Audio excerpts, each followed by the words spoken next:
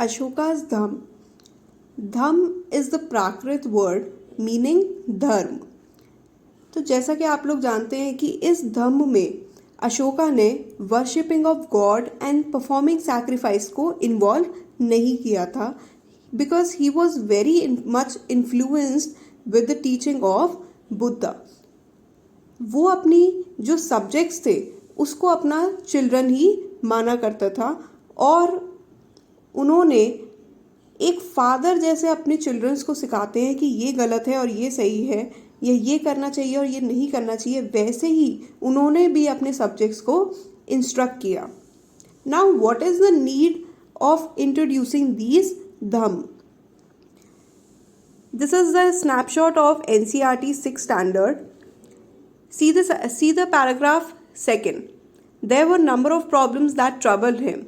People in the empire followed different religions and this sometimes led to conflict. उस time के जो empire था अशोका का, उस टाइम बहुत सारे डिफरेंट काइंड ऑफ रिलीजन्स थे जो कि लोग फॉलो किया करते थे और हर कोई अपने रिलीजन को क्या समझता था, सुपीरियर समझा करता था.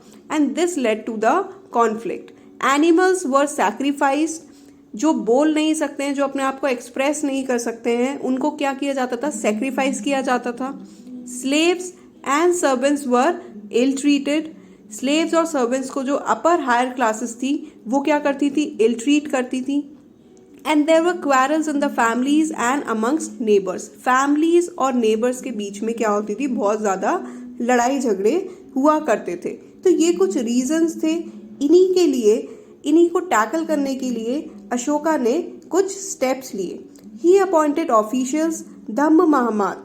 धम्म महामात ऑफिशियल्स हुआ करते थे जिनको अशोका ने अपॉइंट किया, जो एक प्लेस से दूसरे प्लेस तक जाकर लोगों को टीच करते थे, लोगों को इंस्ट्रक्ट करते थे अबाउट दिस अशोकास धम्म.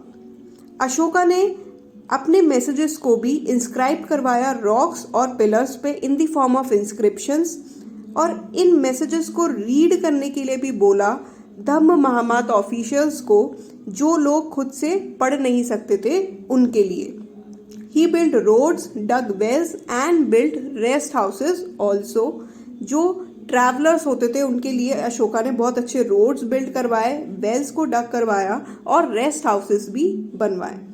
और एक जो सबसे मेजर वर्क अशोका का रहा है, he arranged for medical treatment for both human beings and animals. Ashoka ने मेडिकल ट्रीटमेंट मतलब हॉस्पिटल्स भी बनवाए, सेपरेटली बनवाए ह्यूमन बींग्स और एनिमल्स के लिए.